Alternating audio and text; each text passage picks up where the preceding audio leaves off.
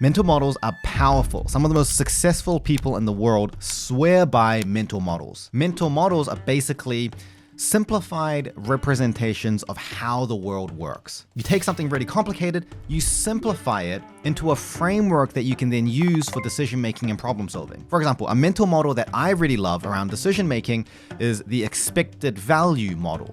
This model says that instead of thinking about decisions as being either good or bad decisions, you think about each decision as having a set of positive and negative consequences, that we should make decisions that give us a repeated high probability of winning on average over the long term rather than just one-off. I think this is a great mental model. I use it all the time. I teach it to the professionals that I work with. It's such a useful model that it's become standard in a lot of fields revolving around decision-making and probability, like trading and finance and professional poker even. So in this video, I'm going to share with you 6 of my favorite mental models. But these aren't just regular models. These 6 are very special mental models. In fact, one of my favorite books of all time is probably this one. It's 50 models for strategic thinking. But here's the thing that I've observed after teaching mental models to so many people. What I've realized is that mental models are not enough. Regardless of the actual model that you use, the way that you apply your context and knowledge and situation to the model can make or break how effective it is. For example, I previously worked with this data scientist for this large e-commerce business, and they were trying to make a decision about which email campaign to use. And so by looking at the past data, he estimated the probability of making a certain amount of money for each campaign and decided that campaign A is the one that has the higher probability of delivering higher profit than campaign B. So they went with campaign A. They lost a lot of money. The issue wasn't just luck. The issue was that the past data that he was looking at was in the holiday season. And the way that that campaign performs in the holiday season was very different to how it performs in the off season. So even though he was applying this expected value model, he just missed an entire factor, an entire variable that would have changed his equation completely. This is actually the reason why he reached out to me in the first place, because it seemed like an impossible problem. How do you know what you don't know? Yes, you've got a model. Yes, you have your knowledge. How do you know you're applying the model in the right way and you don't have gaps and blind spots? And so this aspect is what I want to focus on in today's video. The 6 mental models I'm going to give you are not just regular models, because they're what I call meta models. They are the mental models that you should apply whenever you use any other form of mental model. And the first meta model is called nonlinearity. In the example I gave before with that data scientist, the mistake he fundamentally made was that he believed that a certain campaign, so let's say this campaign is called A, leads to a certain level of profit or a certain level of result, whereas campaign B led to a different kind of result. And so this is an example of linear logic or linear thinking, where we say A leads to result number 1 and B leads to result number 2. But in real life, relationships and logic is rarely linear. In real life, it's not like this. It's more like A and B influence each other in the presence of C under the condition of D, which also relates to E. And all of these things combined when going through F leads to a certain type of result. And so there is this incentive for our brain, for the human brain, to try to find simplicity, to find the easiest way to understand something. And it's very tempting to see relationships and logic as linear. But if this is the true nature of a relationship or a logic or how things actually work, then any attempt to turn this into something that's linear is actually going to be incorrect. And so the meta model of nonlinearity means that by default, you should assume that relationships are not one-to-one and linear. You should assume that anything that is complex and multifactorial is nonlinear. And what that means is that when you're thinking about the decision or the problem, you actually want to catch yourself on linear thinking. So this is your takeaway. First of all, detect and be wary of linear thinking patterns. As you're thinking through a problem or a decision to make, if you notice that you're thinking in a very linear way where there's a one-to-one relationship, if I do this, it will lead to this. Whereas if I do this, it will lead to this. If I want to achieve a certain result, I need to make sure I do this, and then I do this, and then I do this, and then I do this. That kind of pattern of thinking is very fixed, rigid, and most likely inaccurate. So catch yourself when you're thinking in this way and challenge yourself to think more non-linearly. A great exercise for this is to actually try to map out the relationships between the different factors or the different variables as part of your problem or your decision. So a complicated decision or complicated problem is not complicated because the universe deems it so. It's because in order to achieve a certain result, there are so many different factors, and these factors all relate to each other. It's this complicated web of interactions that makes something complicated or difficult in the first place. And so what some people will try to do is they'll say, well, it's so difficult to think about this. If I still want to achieve this result, the easier way is to just not think about this at all and instead oversimplify it with linear thinking. That is not going to be effective for guaranteeing your result, obviously. And if you fall into this trap, then of all the hundreds of different mental models that you could be using to solve a problem, you're not going to know which one is the most appropriate for this. You're going to think, hey, because I've simplified this issue, I can use this mental model and that gives me a nice clean result that I can feel good about. But maybe if you'd thought deeper about the problem, you'd realize that that mental model doesn't actually make sense in this context, or it's being applied too forcibly.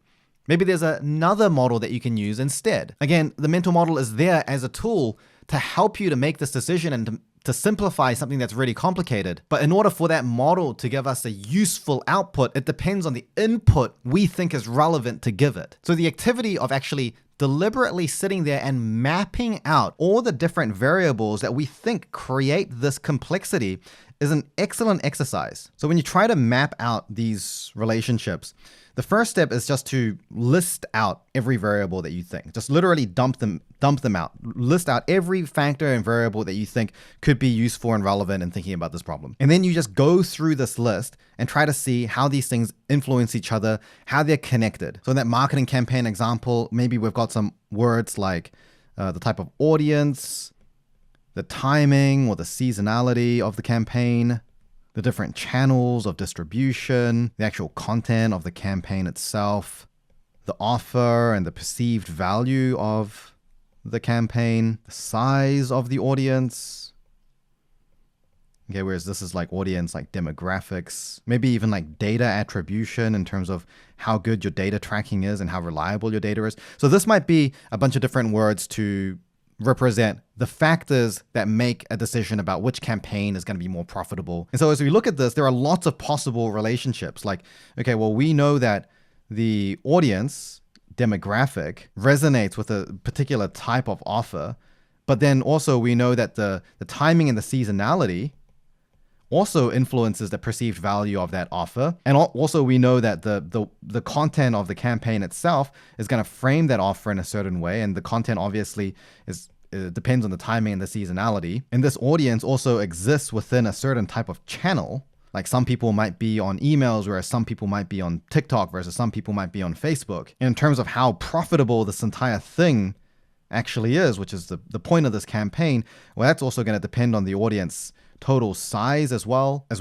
the quality of that audience and how much money that they have to spend. So this is just a very simple example just to show you, this, you can see that there's lots of different other ways that you could have arranged this. This is just one example. But then as you go through this, just by going through this process of thinking about what's important and how it all relates together and what are the factors that influence the profitability, we might realize, hey, we've actually completely forgotten about an entire variable, which is, the cost to run the campaign, And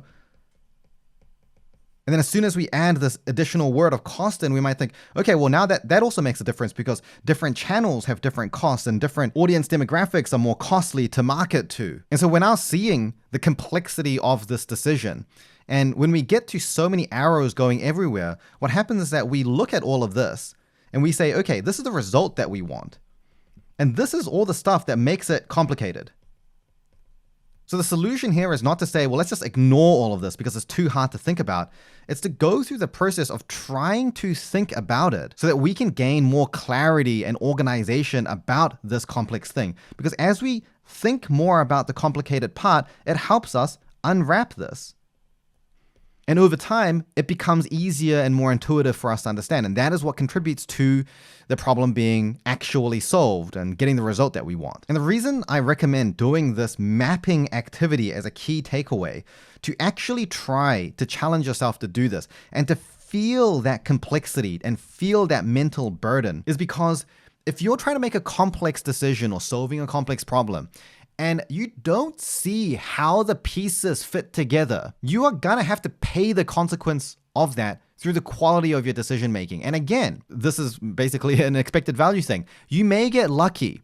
You may be able to ignore that and make a certain decision, and you get lucky with that decision 1 or 2 times. But if you continuously make decisions and solve problems in that way, ignoring the complexity and oversimplifying things, your luck will eventually run out. And especially if the decisions you're making are important and costly, it only takes 2 or 3 times of getting a negative result to undo all the positives that you've stacked up previously. It is much faster and cheaper to get feedback on how good your decision is likely to be by doing this activity and seeing how much you struggle. If you struggle with mapping things out and seeing how it all fits together, it means it's not organized in your brain. It means you don't really understand how it all connects. If you did really understand it, you would find this easy to do. And when someone is feeling overwhelmed with a decision, overwhelmed with a problem, they're not sure where to start, there are all these different moving pieces, they all relate to each other in complicated ways,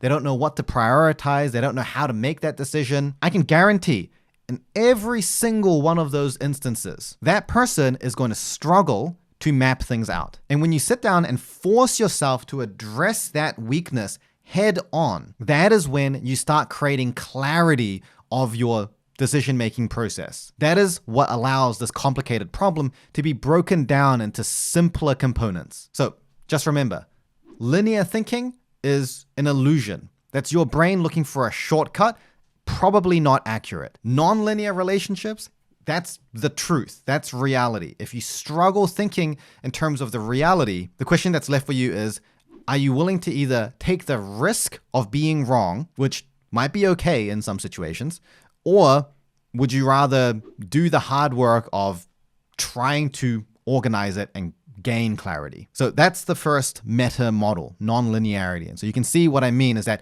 any framework you use, any mental model you use, when you think about how am I going to apply my context and my knowledge and my situation to this mental model, you need to be starting from a position where you recognize the non-linearity of what's going on. Otherwise, the way you use that mental model is going to be wrong. And the next mental model is very similar to this idea of non-linearity. It is the idea of gray thinking.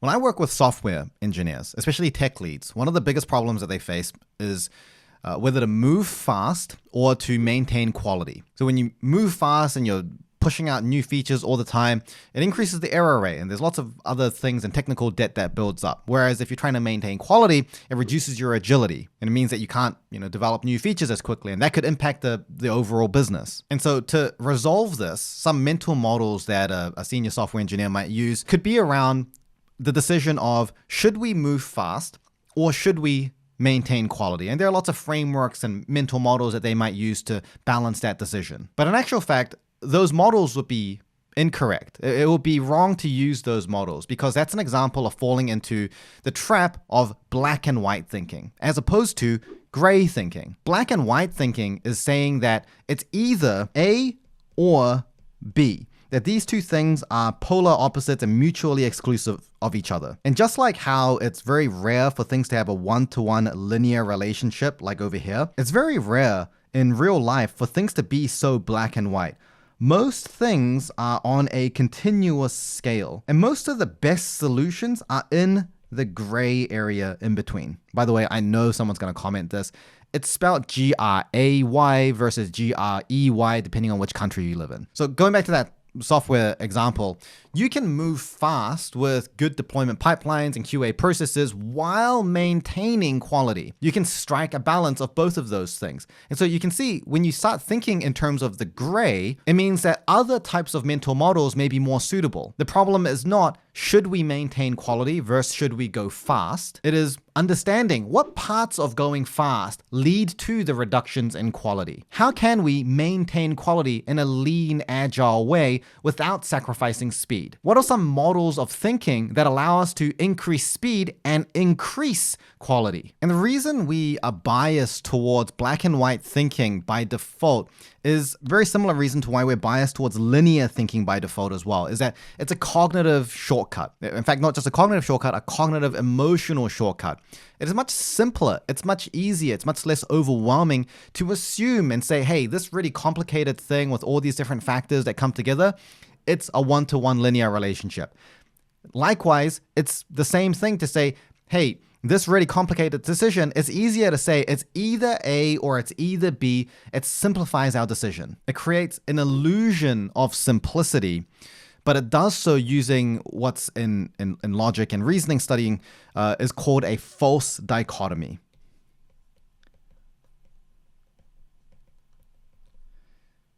A dichotomy is when we see things as two different things, and a false dichotomy is saying we've basically split aside two different factors as being mutually exclusive from each other when actually they don't have to be. And so the takeaway for this is, in a similar way, catch yourself on black and white thinking. And the best part about this is that you don't actually have to understand the gray first. It's enough to recognize the red flag of something being very black and white. And the best example that I can think of off the top of my head is actually a conversation pretty recently that I had with our very own YouTube strategist, Arnav, who's actually going to be reviewing this video. So, hey, Arnav. And I remember a conversation where we were talking about different things in terms of creating content. And there's lots of different nuances in terms of creating content and educating at scale. And we were talking about this problem of how do you create content that really resonates with people that they can relate to when people are so diverse. They come from so many different backgrounds. Do we create content that is broadly resonant with many people but is pretty superficial, or do we create content that is deep and nuanced but it only resonates with a small percentage of the population? And what he said at the time was, I don't know the right way to think about this, but I recognize that the way that I'm seeing this is very black and white, which is usually not true for anything I really understand properly. So it probably means that I need to think about this more. And I think that is a perfect example of catching yourself on black and white thinking and going towards the gray. And you can probably feel this yourself, is that when you think about stuff that you really know a lot about, there are not that many black and white statements that you would be able to make about it. And so if there are things that you're tackling, problems and decisions that you have to make at work, that the way you're thinking about it, you may feel very confident, but if the way you're thinking about it is also quite black and white, then for me, that is always a warning sign. That's always a red flag. It doesn't mean you're wrong, but you should explore it. And when you're in that situation, and when you realize, hey, I might be doing some black and white thinking, the second takeaway is actually just to do more of this. Engaging in nonlinearity helps you to identify different factors and variables that you might have been missing before and show you where a gray solution might exist. Now, at this point, if you've been listening attentively, the question that's probably in your head right now is, this is all really useful so far, and I'm finding this really insightful. I wish I'd known this sooner. Why didn't I know this sooner? And in my experience, 9 out of 10 times, the reason that you didn't know this is because you're not signed up to my newsletter. For those of you that don't know, I have a free weekly newsletter that I send out. I write them myself, where I think about all the different models, the meta models, the insights, the principles that I think would really help you learn more efficiently and also manage yourself more efficiently. All the things that you need to be a well-rounded, effective professional. These are things that I've distilled from my years of working with so many people, and each of these newsletters could probably be its own YouTube video. So if you found this video useful so far, then I'm sure you're also going to love my newsletter. Again, it's totally free. It takes a few minutes to read. If you're interested in signing up, I'll leave a link to that in the description below. Now, the third meta model is what I call Occam's bias. Now, there's this thing which you may have heard of called Occam's razor. I first learned about this in medicine. Occam's razor says that the simplest explanation is probably the right one. So if someone comes in and they've got all these different types of symptoms, like they've got a headache and they've got a fever and they've got a cough and they were sick before and they've got this rash all over their body and they're finding it hard to breathe, it's more likely that there's one disease with all of these symptoms rather than like 5 different diseases occurring simultaneously. It's named after William of Occam, who was this 14th century philosopher. And it's called Occam's razor because the term razor, apart from meaning like a blade, in logic refers to a tool which cuts away unnecessary possibilities to make decisions easier. So another razor is called Alder's razor, which is also called Newton's flaming laser sword, which states that if something cannot be settled through experimentation and observation, then it's not worth debating. It basically means that this is going to be a futile, endless debate that no one can really prove. And so Occam's razor is really good because it forces you to be conciliant in the way that you look at evidence. It means that if there's lots of different factors that are popping up, don't just say, hey, there's lots of individual things. It kind of forces a level of nonlinearity, which is a good thing. And it says, find the underlying cause that ties all of it together. You're sort of like a detective doing like a murder mystery with all the crazy photos and the string corkboard thing going on the wall. But I'm not talking about Occam's razor. I'm talking about Occam's bias. I call it Occam's bias because this is what I see happening when people use Occam's razor too aggressively. And the issue I see is people doing over attribution, where they see all these different symptoms and then they force it to fit a single cause because that's the simplest explanation. And so this can actually be really dangerous because it may not be all caused by the same thing. For example, when I was working in the emergency department, people come in for heartburn, stomach pain all the time, like every single day, dozens of people. And when you're assessing someone that's coming in for like heartburn or stomach pain or something like that, you always have to be careful of diagnosing all of that as gastritis or reflux, because what it could also be is a heart attack. Pain occurring here is not so far from pain occurring here. And every doctor has heard horror stories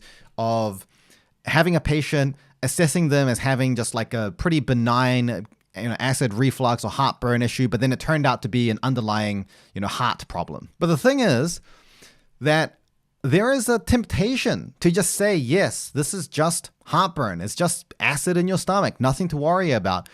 Because working someone up and investigating them and treating them for a heart problem is much more complicated. It requires a lot more work. And when you're a busy doctor working in emergency, you've already got endless amounts of work.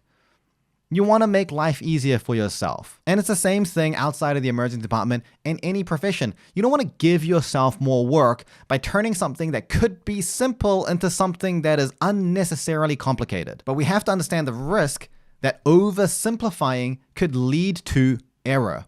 In medicine, actually, this is such a big problem that not only is this issue like drilled into us constantly during medical school and in our training to make sure we don't make this mistake, and we still make this mistake, it's actually got its own term, which is called Occam's dictum, which basically came around in medicine to counter Occam's razor. While Occam's razor says that the simplest explanation for all these symptoms is probably the most accurate, Occam's dictum says, verbatim, patients can have as many diseases as they damn well please. It states that reality doesn't owe it to you to be simple. How easy or difficult it is for you to understand doesn't matter. And so here's the takeaway for you to avoid Occam's bias. Is first of all, be aware of the cost of simplification. Whenever you're simplifying an issue and there's lots of different components and you're trying to find, one way to attribute all of those things to progress on your problem or your decision, remember that any step of simplification increases the risk of some kind of error. You're losing some level of detail every time you simplify. Sometimes those details don't matter. It's just noise that's preventing you from making a good decision. But sometimes those details are crucial. What's important is not to just say, don't simplify ever, because that's going to slow down your pace of execution too much. Simplification is a cognitive shortcut, and cognitive shortcuts are not always a bad thing. What's important is to recognize the cost of that shortcut. What risk are you now exposing yourself to by having simplified it in a certain way? Which factors are you choosing to remove? And again, if you haven't done this nonlinearity piece, it becomes really hard to do this because you're not even aware of what you're losing. All you're doing is you're taking what is a vague sense of overwhelm and you're turning that into something that feels simple. You have no concept of the risk you're exposing yourself to. And this ties into the second part, which is when you are simplifying something, be mindful. Are you simplifying it because you're lazy or you just can't be bothered? Or are you simplifying things to reduce the amount of noise?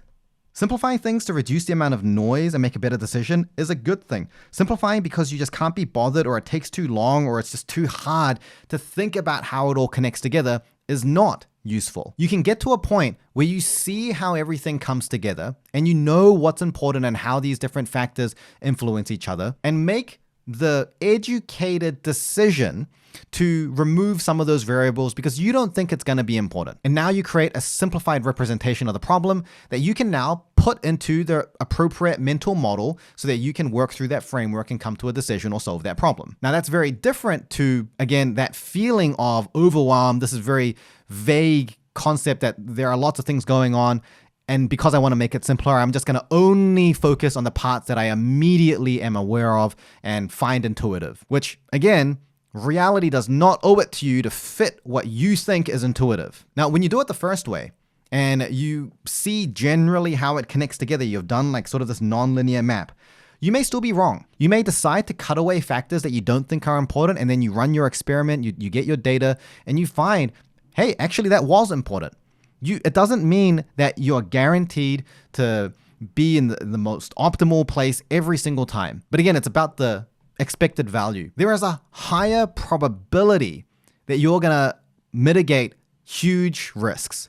There is a higher probability that you're going to get the result that you want. When you make decisions in this way and you approach problems in this way consistently, over time, you're more likely to win. Whereas if every time you're faced with something that feels overwhelming, your response is to oversimplify it by just cutting away everything else and not thinking about it, over time, you're likely to lose. And I'll give you a little pro tip for this one. And this can be your third takeaway, is learn to be okay with black boxes.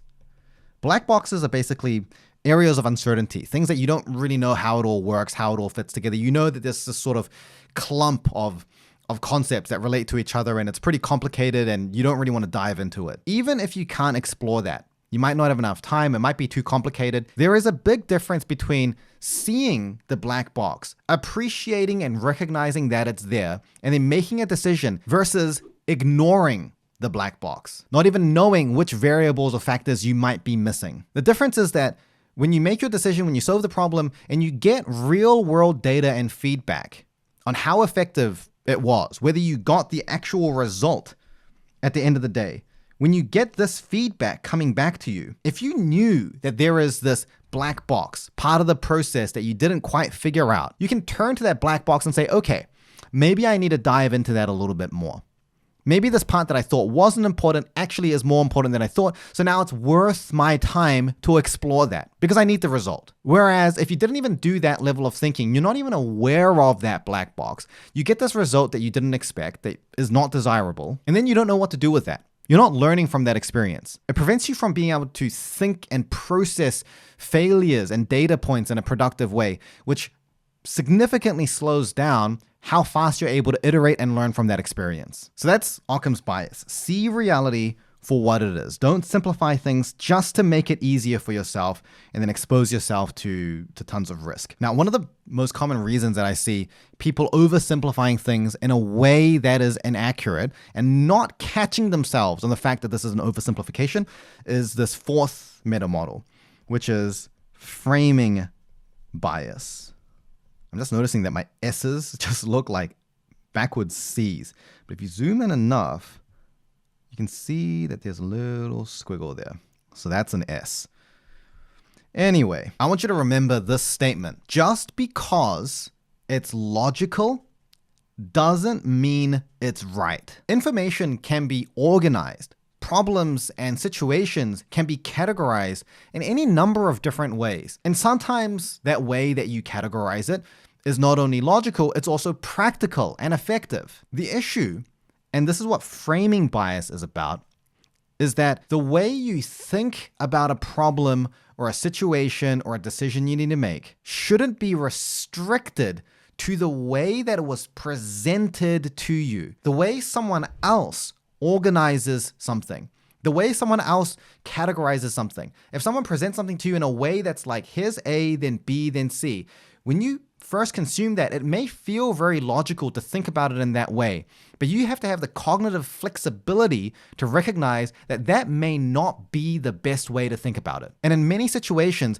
when there is an existing problem and lots of people are thinking about it in a certain way and finding it difficult, the way to break through that problem is to frame that problem differently. The ability to break free of existing structures and ways that people tend to think about something, and having that flexibility to see things laid out and organized differently creates immense value in the professional world. This is what I was saying at the very beginning, is that the difference between a great worker and a great thinker versus someone who's just average is not really about what they know. At a certain point, everyone knows enough. The difference is the person that knows how to think about a problem in a different way. So simply put, framing bias is when the way information is presented to us changes the way, so it changes how we think about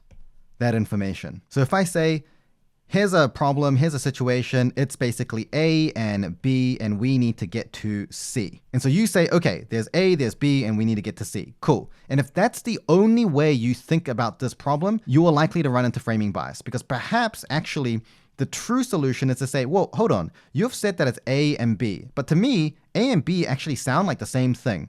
And it feels like there's something else that leads to C, which is this other thing, D. So isn't it perhaps A plus B being one thing with D leading to C? Isn't this the right way to think about it? In the situation, I see this all the time. The most common by far are technical disciplines where there's usually lots of different information and there are existing frameworks and models on how to think about things. And these frameworks and models tend to be very utilitarian. They're very practical. They allow you to have these cognitive shortcuts that you need to use every single day. So these existing frameworks exist to speed things up. So in medicine, a really common framework that people think about all diseases through is, what's the history? What do people say when they come in as a patient? What are the signs and the symptoms? What are the investigations, like the blood tests and the x-rays and the CTs that you can do? What would you find there? And then what is your treatment? Sometimes you divide that treatment into what do you do acutely right now versus what do you do chronically. 90% of every single disease can be categorized through that framework. And 90% of the time when you're learning these diseases, you're learning it through that flow. The same thing is common with software engineering, where there's an existing software development life cycle. There are existing frameworks. So when people think about problems with software, they think about it through this framework of the software development life cycle. But the thing we have to recognize is that if there's a specific problem you're solving or a decision that you need to make that's particularly complicated, it's not likely that that framework that exists and you're familiar with is created with this type of problem solving or decision making in mind. This was created for an entirely different purpose. And so if the way you're thinking about this problem is using this method of thinking, there's going to be misalignment. And it's going to be really hard for you to do the nonlinearity and seeing the reality for what it is when you're locked into seeing it through a different pattern. It's going to feel very forced, like it doesn't quite all connect together. And again, reality is your benchmark. Reality tells you the truth. If you're thinking about a problem in a certain way and it doesn't fit, the issue is the way that you're thinking about it. That's the part that needs to change. You can't manipulate reality in order to make it fit the way that you need it to. And so this is crucial because The way that you think about a problem or a situation is 90% of the battle. A lot of time is wasted and lost on just trying to figure out the right way to break down a complicated situation. And a lot of mistakes come from not having thought about it in the right way to begin with, applying the wrong mental model or applying a mental model and missing some of those factors. Again, it's not the lack of a mental model, it's the lack of the meta model that teaches you how to use the right model in the right way. And a really famous example of people overcoming the framing bias, allowing them to switch mental models and create enormous value, is actually in Toyota. So if you weren't aware, in the 50s and 60s, Toyota started really making a name for themselves in really high quality, efficient production line, like manufacturing. There are a lot of quality control and efficiency practices used in all sorts of industries around the world today that originated from Toyota in the 50s, 60s, and 70s. And one famous example is the Toyota Andon cord system. Back in the 50s, the prevailing assumption, the frame that people were taught about manufacturing is that efficiency is keeping that production line moving as much as possible. Anything that stops the production line creates inefficiency. And so a lot of the models around increasing efficiency were, how do you log and document failures and inconsistencies in your production line so you can go back and fix it? How do you make the logging faster for the workers? How do you make it more accurate? How do you, bring people in to diagnose what the issues are? And then when do you take time to improve those processes and repair them? And so what Toyota did differently is that they broke out of that framing bias and they said, well, what if efficiency doesn't come from never stopping the production line? What if efficiency comes from constantly learning? And they did the exact opposite. They gave workers the ability at any point for any worker to pull the Andon cord, which stops the entire production line. As soon as a worker on the ground level saw an issue, they would pull the cord, the supervisors would come in, the technicians would come in, they'd diagnose the issue, they'd improve the process immediately, and as a result, their production process was able to increase in efficiency much more quickly and iteratively than the traditional manufacturing model. In fact, this principle ended up becoming one of the core pillars of the lean manufacturing revolution of the 80s that a lot of manufacturers in the Western world would start studying to improve their own processes. And so that all comes from being able to escape this framing bias. So here's a takeaway for you for this, which is to actively reframe.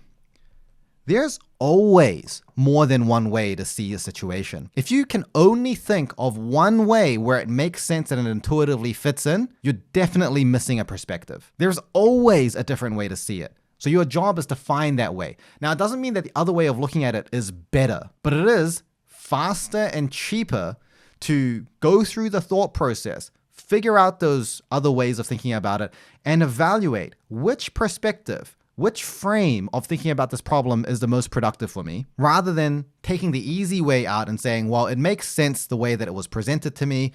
It feels logical, so I'm just going to stick with this, and then potentially missing the real game-changing perspective. And I'm saying actively reframe because it is an active process.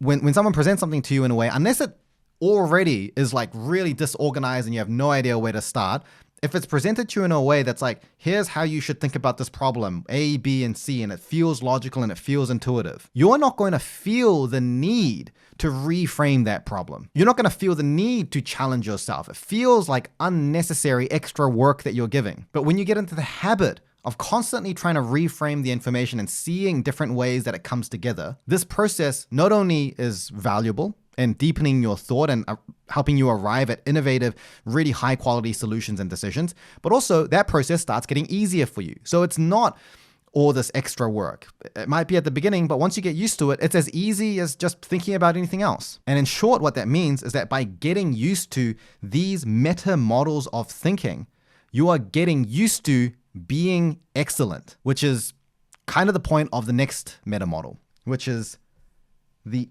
anti-comfort model. There's this other great book called Anti-Fragile by the legendary Nassim Nicholas Taleb. And what he talks about is this idea of systems and processes that are fragile. So that means that when things change, they get worse. And then he talks about systems that are resilient, supposedly the opposite of fragile. So when something is resilient, when things change, it doesn't get worse. It's able to withstand that change. But then he talks about the idea of something that's anti-fragile, which is something that when things change, it gets better. The thing that creates instability and concern for fragile systems, and the thing that puts pressure on resilient systems, an anti-fragile system thrives from it. And this is the same idea with anti-comfort. When something is comfortable, it means that we're used to it. We're familiar with it. It's easy for us to think in a way that's comfortable. If there's a problem that we have at work, if there's a complex situation or a decision that we need to make, and we're thinking about it in a way that feels comfortable for us, what it means at a cognitive level is that we're using patterns of thinking that we're used to. We're relying on existing habits and patterns of problem solving and organizing information that we have experience with. Now, if someone is uncomfortable with a problem or a situation, they're feeling overwhelmed. They're seeing all of these different factors and then they're feeling there's too much.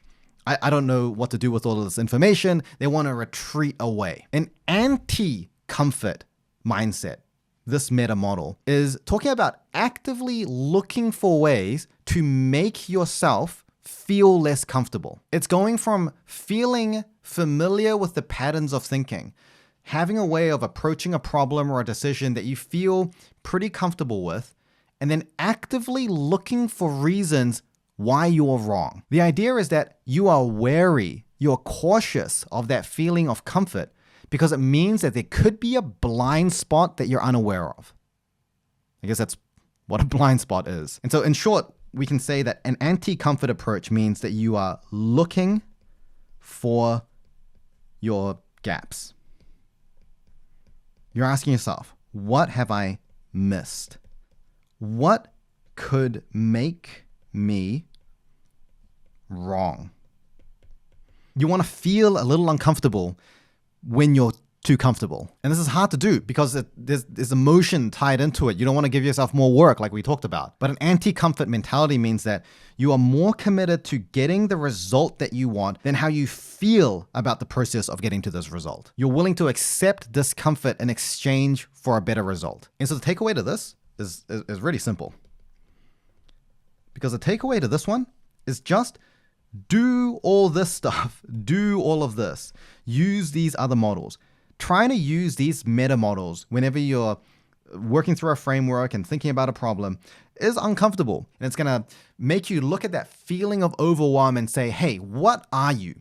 Why am I overwhelmed? What is it that I do not know that is making me feel like the pieces don't fit together? And so merely the commitment to apply these meta models means that you are taking an anti-comfort approach. And to anchor this in terms of why it's so worth it to do this is actually the final meta model, which is the model of delayed discomfort. This is a concept I talk about a lot called desirable discomfort. It's saying that just because something is uncomfortable doesn't mean that that is a bad thing. Whether something is bad or not is your interpretation of that feeling. But discomfort is just a sensation, like the breeze against your skin or smelling some kind of food. It's just a sensation that you're noticing. When we tell ourselves this is a bad thing, that can sometimes be a barrier to growth and improvement. When we're engaging in a hobby or a fun activity that's mentally or physically challenging, that is creating discomfort, but we interpret that as being fun and worthwhile. And sometimes there are things that are worthwhile that create discomfort that we interpret as being bad. Learning is a great one, where there's lots of studies that have been done around how people self-regulate their learning strategies, which has found that when learning and using a certain strategy feels difficult and feels like it involves more mental work and thinking, people think that that means that this strategy is not effective. And so they stop using it. But actually, what's clear is that the most effective learning strategies force you to think more deeply. And so in that case, that is desirable difficulty. You actually want your brain to be thinking more deeply because that produces a better result. Now, an issue with the way that I've seen a lot of people interpret this idea of desirable difficulty is that they will have a certain task that they need to do. And this task may have a way of doing this. Like, for example, if it is learning about something, there is a strategy that you can use and a method and a way to go about learning, which I teach in all my other videos, that could be difficult. It could induce a level of difficulty, or I could do it in the way that I'm used to doing, which is potentially comfortable. It's much easier. I know how to do that. And so this is not difficult. And so the issue here is that they're making this decision about saying, okay, this one is actually the one that I feel like doing because it's easier. And this one is the one that is harder for me to do. But I'm telling myself, this is the one that is actually desirable. This is the one that I should do.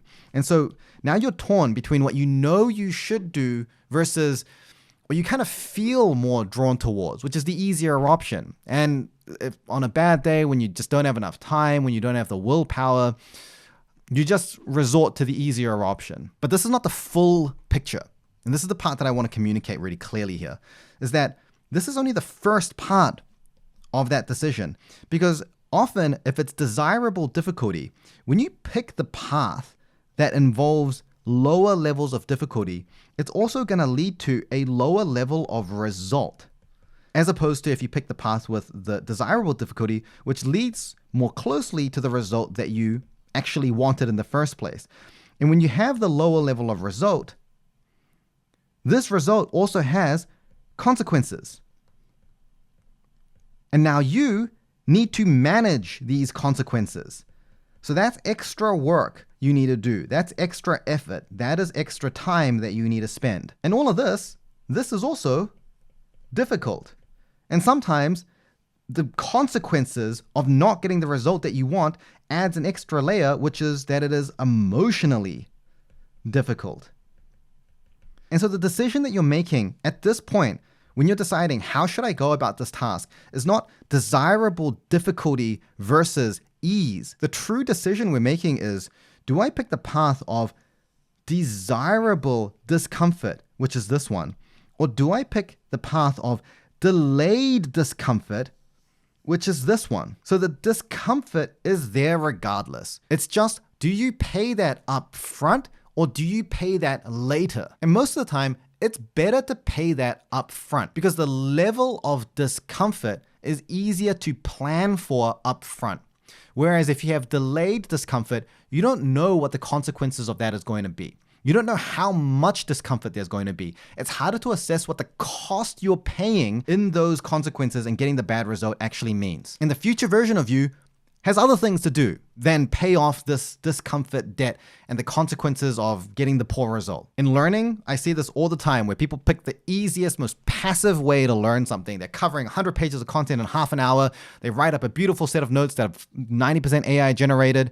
And then the future version of them is now stuck with 3-4 hours a day where they need to go through the stuff to keep on top of it, or they'll come back to it 2 weeks later and they've forgotten everything. You've now created a problem for the future version of yourself. And that's where people get stuck on this overwhelming just hamster wheel of constantly working and constantly trying to catch up. The thing you're trying to catch up to is not your present challenges. The things that you're trying to catch up to is the challenges that the past version of you made for you today. And so the takeaway for you is this. Sometimes delayed discomfort is okay. Sometimes delayed discomfort is actually just strategic. You can make that decision. Just make that decision intentionally. Intentionally decide whether you want the discomfort now or later. If you need to make a decision about something, if you need to solve a problem and you need to do it by the end of today, you maybe don't have time to go through all of this stuff.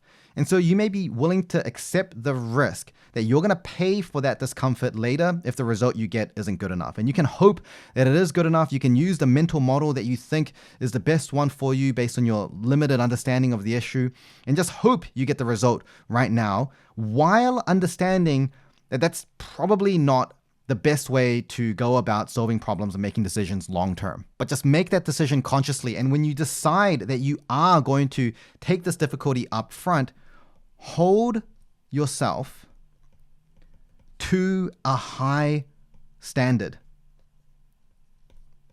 If you're going to take on a level of discomfort, do it right at least. Don't shortcut yourself. When I'm doing a coaching consultation with someone, and I'm sitting there watching how they apply a certain learning strategy or a learning technique, and they've been struggling with it for weeks or even months, one of the most effective effective things that I do that allows a transformation to occur in that person in 1 hour that they previously weren't able to do in 6 months before that, is simply being clear about the standard they need to hold themselves to and not letting them get away with it. When they see a problem and they say, okay, well, I'm seeing this problem in this kind of way. And I say, well, what's another way that you could think about this? What's another way you could perceive the situation? What's another way you could group and categorize and connect it into a big picture?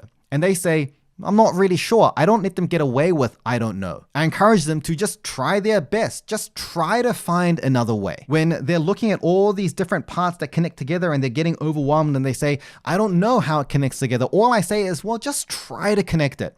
Just see where you get to. Yes, it's overwhelming. Yes, it's complicated. That's the reason it's a problem in the first place. That's the reason it is your job to solve this. So just try. And honestly, 70% of the time when someone has an issue, that is the difference that allows them to make the light bulb click.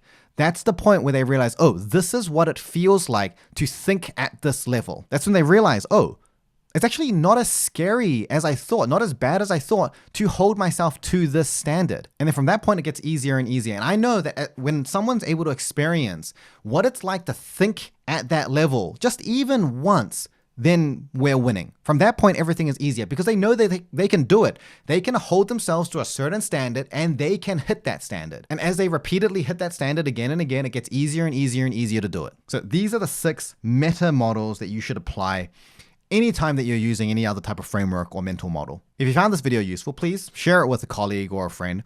And if you're interested in leveling up the way that you think and improving your skills, you're going to need to make sure that you're spending your time effectively. And one of the biggest time waste that I see is how people spend their evenings coming home after work. So if you're interested in some strategies on how you can reclaim your evenings, then check out this video here where I talk about that very topic. Thank you so much for watching, and I'll see you in the next one.